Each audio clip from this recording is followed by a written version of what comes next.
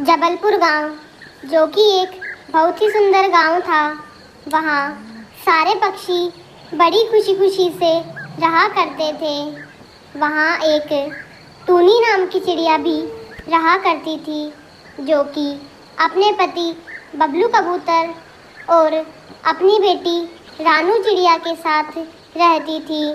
टूनी चिड़िया आम की खेती के लिए बहुत ही प्रसिद्ध थी। वह जबलपुर गांव में सालों से आम बेचा करती थी। उसके खेत के आम बहुत ही मीठे और रसीले हुआ करते थे। आसपास के जंगल के पक्षी भी टूनी चिड़िया और बबलू कबूतर के यहाँ आम लेने आया करते थे। सभी पक्षियों को उनके आम बहुत ही पसंद आते थे। यह सब बातें कालू कौवे को बिल्कुल पसंद नहीं आती थी, क्योंकि उसके आम कोई भी नहीं लेता था और उसकी सारी मेहनत खराब चल जाती थी। वह सोचता है, हर बार की तरह है, इस बार की गर्मियों में भी टूनी चिड़िया ने ही ज्यादा आम बेचे हैं। सारे पक्षी आते हैं और इसी से आम ले जाते हैं। अगर ऐसा चलता रहा तो टूनी चिड़िया तो और अमीर हो जाएगी और मैं तो गरीब ही रह जाऊंगा।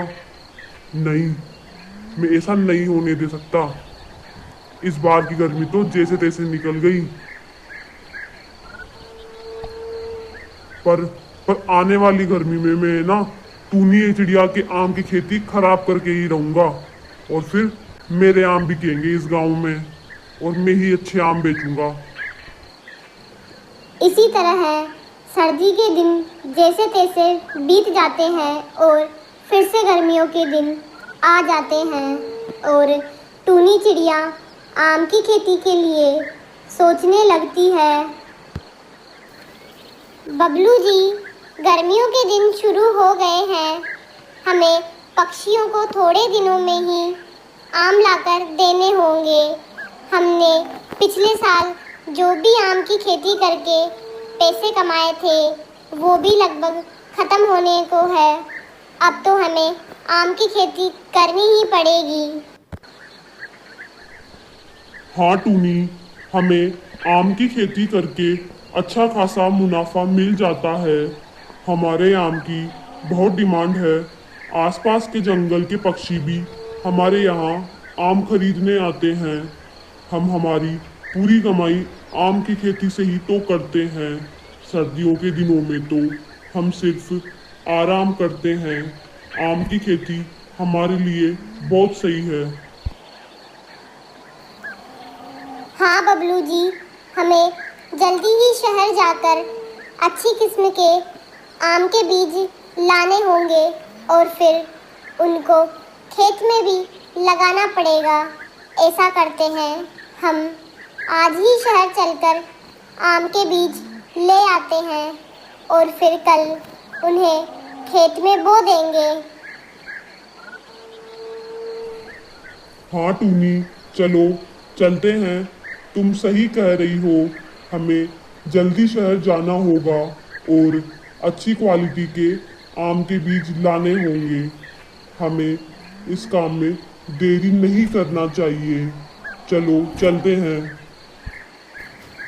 ऐसा कहकर टूनी चिड़िया और बबलू कबूतर गांव से शहर की ओर चले जाते हैं। यह सब बातें कालू कौवा सुन रहा होता है। वह सोचता है, ओह अच्छा, तो यह दोनों आज ही शहर जा रहे हैं आम के बीज लेने। इस बार तो मैं टूनी चिड़िया को अच्छी किस्म के आम नहीं बेचने दूंगा। इस बार तो देखना, मैं ही अच्छे आम बेचूंगा और अमीर बन जाऊंगा। मैं ऐसा करता हूँ, शहर जाकर बिल्कुल खराब किस्म के आम के बीज लेकर आ जाता हूँ और फिर खराब आम के बीज में टूनी के अच्छे आम से बदल दूंगा। हाँ, यह सही तरीका रहेगा। इस तरह कालू कौवा भी टूनी और बबलू के पीछे पीछे शहर खराब आम के बीज लेने चला जाता है जिन्हें वह अच्छे आम के बीज के साथ बदल सके।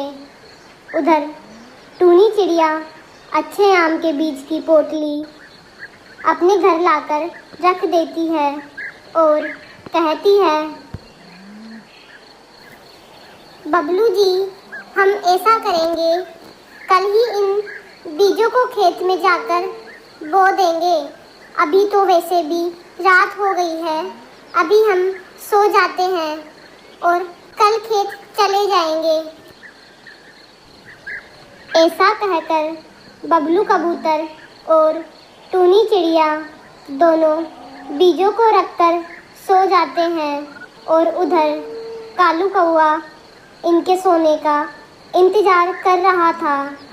जैसे ही वह सो जाते हैं, वह खराब बीज टूनी के अच्छे बीजों से बदल देता है।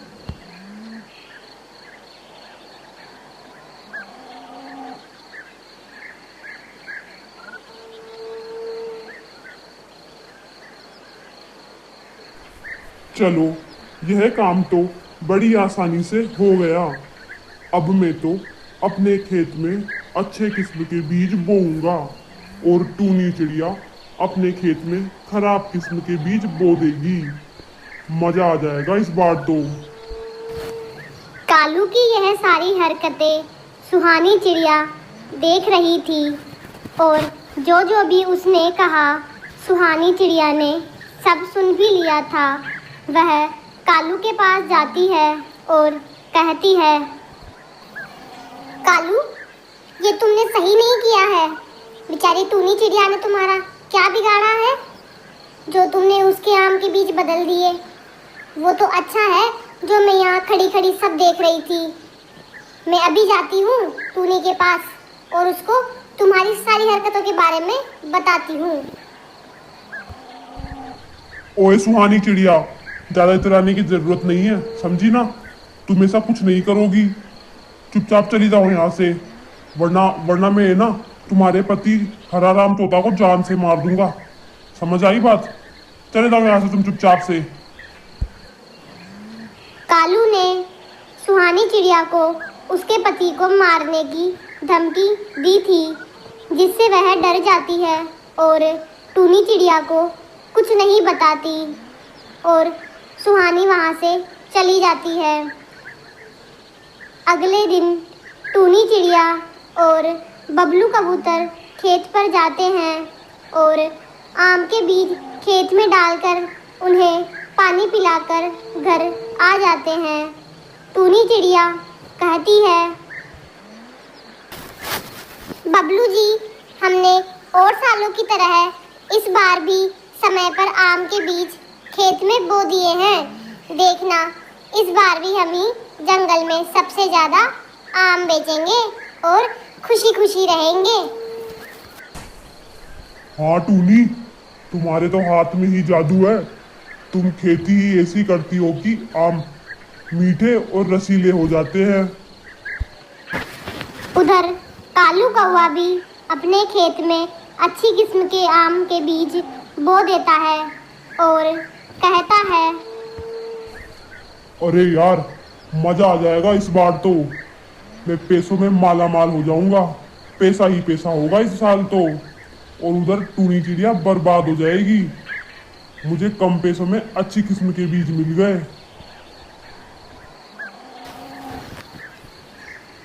कुछ दिन ऐसे ही गुजर जाते हैं और देखते ही देखते टूनी और कालू के खेत में आम के पेड़ पर आम आ जाते हैं।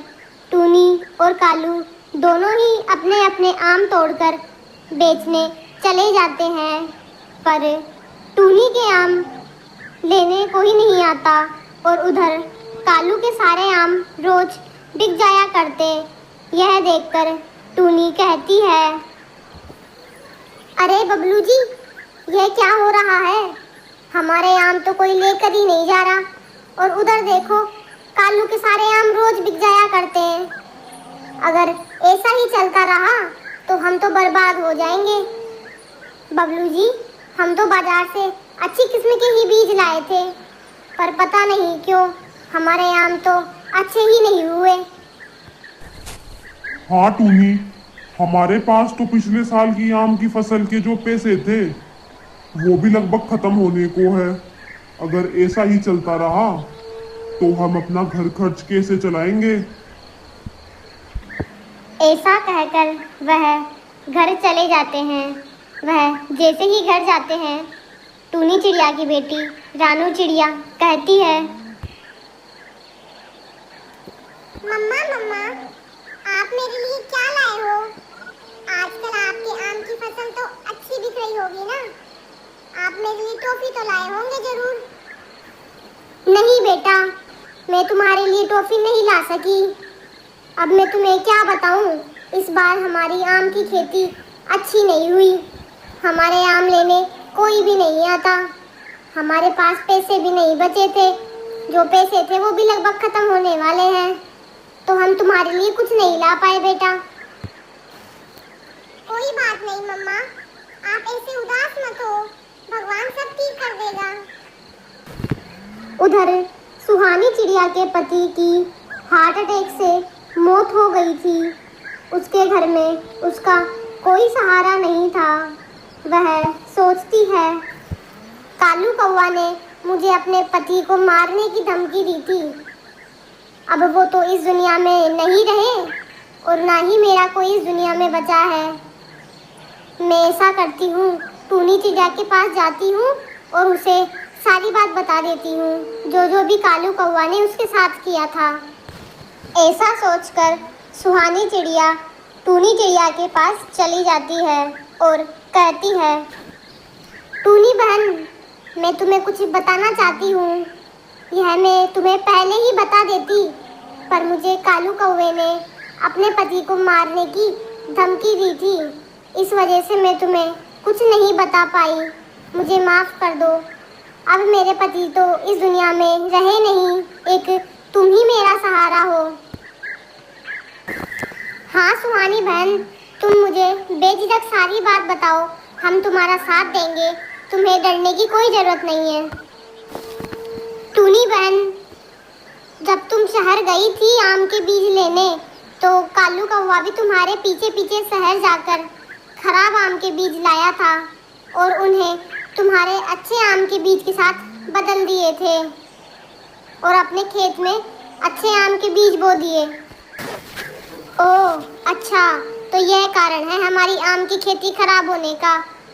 कालू कौवा बहुत दुष्ट है, उसने हमारे साथ ठीक नहीं किया। मैं अभी जाती हूँ कालू कौवा के पास और उसे सबक सिखा कर आती हूँ। कालू कौवा, मैं तुम्हें अपना भाई समझती थी, लेकिन तुमने मेरे साथ ठीक नहीं किया है। मुझे सब पता चल गया। तुम ही ने मेरे आम के बीज अपने आम के बीज से बदल दिए थे। इसी वजह से इस साल मेरे आम की खेती खराब हुई है और तुम्हारी अच्छी हुई है। भगवान सब देखता है, देखना एक दिन तुम्हारे साथ भी इसी तरह से गलत होगा। अरे अरे टूनी बहन, मुझे माफ कर दो। मैं सिर्फ तुम्हारे से जलता था। आसपास के जंगल के और अपने जंगल के सारे पक्षी सिर्फ तुम्हारे से आम लिया करते थे और मेरे आम कोई नहीं लेता था। इस कारण मैं तुम्हारे से जलन रखता था। मुझे माफ कर दो। अब दोबारा मैं ऐसी गलती नहीं करूँगा। इस तरह टूनी चिड़िया कालू कौवे को अपनी गलती का एहसास करा देती है। दोस्तों, अगर वीडियो अच्छा लगा हो तो वीडियो को लाइक, शेयर और चैनल को सब्सक्राइब करना मत भूलना। थैंक यू दोस्तों। फिर मिलते हैं ऐसी नई कहानी के साथ।